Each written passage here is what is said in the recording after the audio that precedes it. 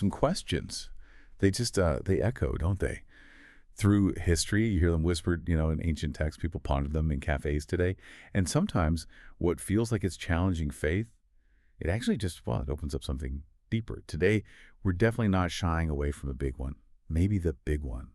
If God created everything, then who created God?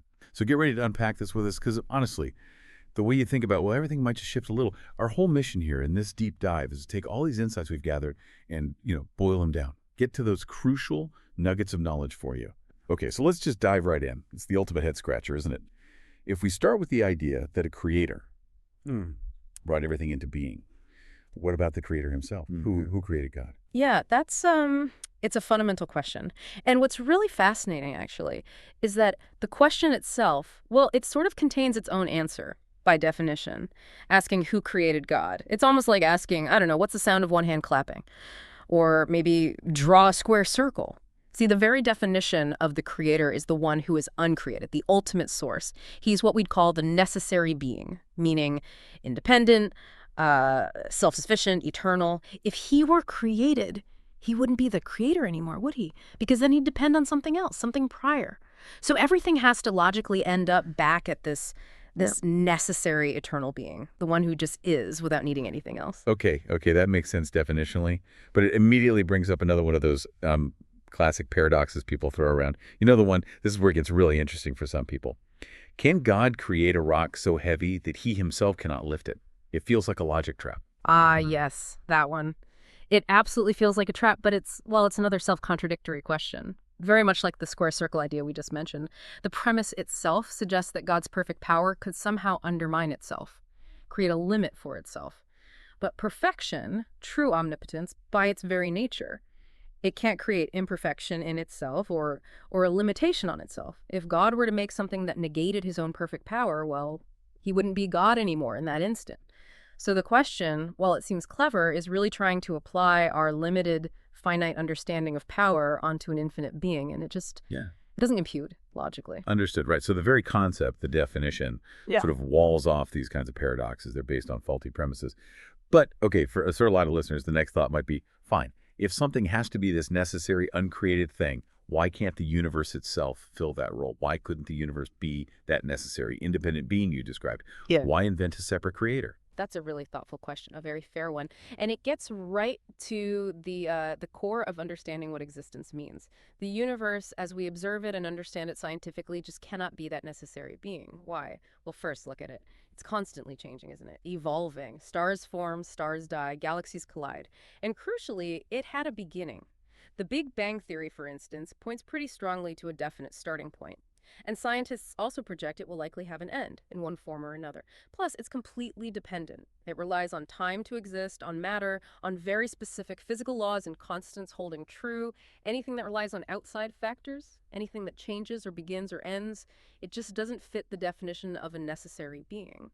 That being, by definition, has to be totally self-sustaining, not subject to time or change in the way our universe is. The fundamental point is, for anything to exist, something, somewhere, must be the uncaused cause, the uncreated starter. Whether you call it God or something else, that logical necessity seems to be there. Okay, so the universe shows signs of contingency, dependency, change, a beginning. It doesn't fit the necessary being profile. If we accept that, then, and we accept the concept of this necessary creator, it leads to maybe an even more personal and profound question for many people, which is, okay, what makes you so certain that Islam, specifically among all the world's faiths, holds the truth about this creator? What's the compelling evidence there? Right. That's absolutely crucial. It's one thing to accept the logic of a creator, quite another to identify the right path to that creator.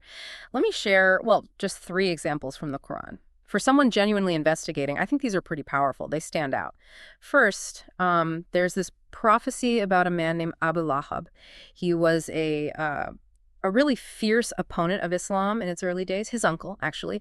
Now, the Quran revealed a whole chapter saying clearly he would die as a disbeliever while he was still alive and well and actively fighting against Islam. Think about that. All he needed to do just once was say, okay, I embrace Islam, even if he was lying. He could have publicly pretended just to discredit the Quran, but he never did.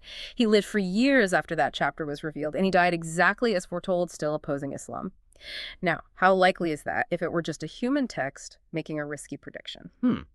That's quite specific. And easily falsifiable, you'd think? Exactly. Very easily falsifiable. Okay, second example, historical accuracy. And this one is fascinating. The Quran makes a distinction. It calls the ruler in Egypt during the time of Prophet Joseph King Malik in Arabic. But later, during the time of Prophet Moses, it calls the ruler Pharaoh, Fir'aun. Now, for centuries, people reading other scriptures assumed Pharaoh was just the title for all Egyptian rulers back then. That's what earlier texts implied. But here's the thing, modern Egyptology, deciphering hieroglyphics, confirmed that the title Pharaoh wasn't actually used for the ruler until after Joseph's time. So the Quran got the subtle historical detail exactly right. A detail that wasn't widely known and contradicted common understanding derived from other sources at the time it was revealed. How? Wow, okay, that's quite precise. I hadn't heard that one before. It's pretty striking, isn't it? And third, let me give you one more. A major prophecy about geopolitics, basically. The Romans, the Byzantine Romans, suffered a massive defeat against the Persians. They lost Jerusalem. It was a huge blow. They looked finished. Right at that low point, the Quran predicted that the Romans would be victorious again within a few years. The Arabic phrase used implies a specific number, between 3 and 9 years. At the time, this seemed utterly impossible, wishful thinking, maybe, but it happened. Exactly 9 years later, the Romans achieved a decisive victory against the Persians. Now, these three, they're really just a tiny glimpse. The Quran and the authentic sayings of the Prophet Muhammad, the Hadith, they are filled with things like this. Scientific insights only now being understood, linguistic structures that are considered miraculous, legislative wisdom. For someone sincerely looking, they present a cumulative case that's very, very difficult to dismiss. That's certainly a lot to consider. Those examples are quite compelling. But let's circle back to a challenge many people feel, maybe coming from a more secular or scientific viewpoint. They'll say, look, scientists haven't proven God exists. We can't put God in a test tube. So how can you claim you know? Isn't that a leap of faith that science doesn't take? That's a fair point, and it touches on the limits of the scientific method itself. Science is incredibly powerful, but it's primarily designed to study the observable, the measurable, the repeatable. Things our 5 senses, or instruments extending those senses, can detect. But think about it. Do we only accept things we can directly sense? We all accept gravity, right? But you can't see it or touch it. You see its effects. We use radio waves constantly. Can't see them, hear them directly. We know they're there because our radios work. Even in physics now, they talk about dark matter and dark energy. They theorize it makes up most of the universe, but it's completely invisible, undetectable by our senses or current direct instruments. They infer it from its gravitational effects on galaxies.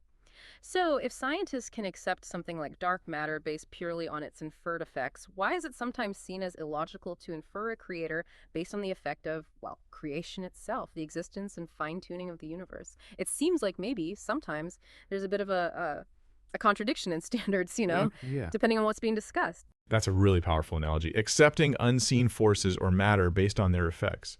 Why not apply that same reasoning elsewhere? Okay, so if we follow that logic, if the concept of a necessary being makes sense and if science has its natural limits, what drew you personally then to Islam specifically, among all the paths, all the faiths out there? For me personally, it wasn't really about just picking a religion off a shelf. It was a search for truth, what actually is real. And what struck me so profoundly about Islam was its concept of God. It's what I'd call pure, unadulterated monotheism. Tawhid in Arabic, just absolute oneness. No partners, no intermediaries needed to reach God, no 3-in-1 kind of complex theology, no pantheon of thousands of deities like in some other traditions, just one. It felt clean, direct, simple, yet incredibly profound. And interestingly, there have been studies, even out of places like Oxford, suggesting that human beings have a sort of innate predisposition, a natural inclination to believe in a single creator. It seems to resonate with something deep inside us. And tied to that was, honestly, a sense of humility, realizing the limits of my own mind, our human minds. We can figure out amazing things, right? Physics, medicine, technology. Our intellect is incredible, but it's still finite. How can a finite mind ever fully, completely grasp or encompass an infinite being? The eternal creator, it's impossible by definition. The created cannot fully comprehend the creator. Yep. Acknowledging that limit, that the finite can't contain the infinite, was actually freeing, humbling, but also freeing. And then underpinning all of that was the Quran itself. As I mentioned, I came to see it as a living miracle. It's not just an ancient book. It's there, accessible right now for anyone. You can read it, scrutinize it, and what you find is, well, a lack of errors, no contradictions, no missing parts, despite being revealed over 23 years. The precision of the language, the depth of meaning, the eloquence, it's just astonishing for anyone really Sincerely seeking truth and clarity, the Quran itself stands as, I believe, definitive proof. Honestly, hearing you lay it all out like that, your words really do make me think, like, reframe some of these big concepts. It makes me wonder then, is this kind of conviction, this certainty you're describing, is that something anyone can reach?